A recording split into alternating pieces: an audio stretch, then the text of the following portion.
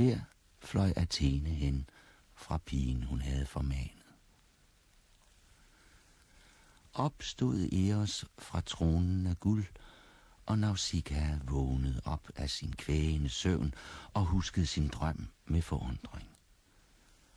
Straks gik hun gennem paladsets gemakker til sine forældre, og hun traf både sin far og sin mor derinde i hallen, hende ved arnen i flokken af tjenestepiger med søblank uld på sin spindende ten, og ham på vej ud af døren hen til et møde i rådet med vidt berømmede fyrster, som han var indbudt til af de søfartsberømte fajaker.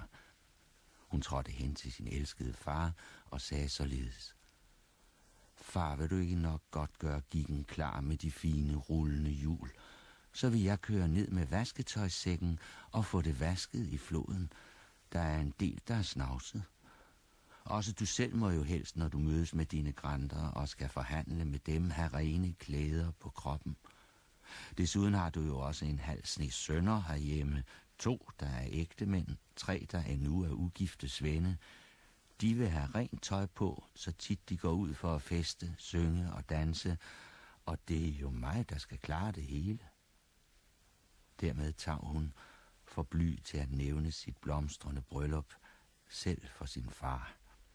Han forstod dog det hele og svarede således: Nægte dig vogn vil jeg ikke, min pige, og ej heller andet. Gå, så skal folkene nok få giggen gjort klar med de fine rullende hjul på chassiset og karosseriet monteret. Det var hans ord. Han lod give besked, og folkene lystrede. De fik den prægtige gig taget frem af sit skur og sat sammen, hentede et mulæselpar og spændte det fast under ået. Ungpigen hentede imens det strålende tøj fra sit kammer. Klæderne lagde hun op i vognens fjedrende fading, mens hendes mor havde pakket en spånkurv fuld af enhver slags herlige sager, end også på steg, og havde hældt rødvin op i en gedeskindssæk. Og da pigen var oppe i vognen, rakte hun hende en gylden flakon med jomfruelig olie, så de fik mulighed for at smøre sig efter en dukkert. Så tog Nausikaa fat om sin pisk og de strålende tømmer, knaldede og satte i gang, så seletøjsbjællerne ringlede, dyrene satte i trav og kørte med tøjet og hende, fuldt af en flok til fods af flittige tjenestepiger.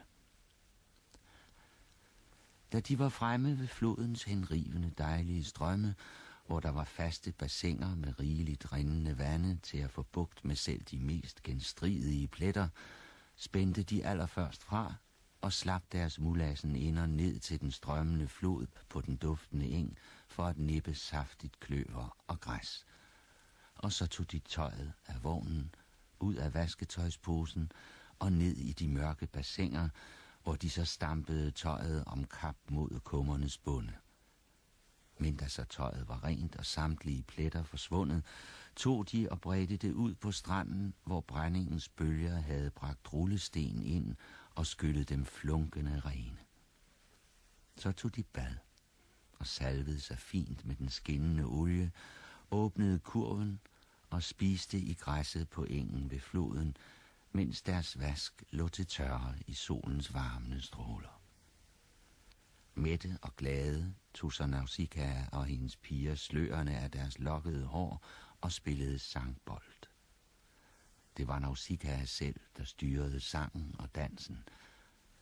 Ligesom Artemis går med sin bue i bjergenes højder, i Erymantos' skov eller over Taygetos tinder, glad for sin spændende jagt på hurtige hjorter og vildsvin, alt imens vildnisses nymfer, Aigiderøsterens døtre, springer og danser omkring, så Leto glædes af hjertet over at se, hun er højest og skønnest af alle de andre, let nok at kende i flokken, om end de alle er skønne.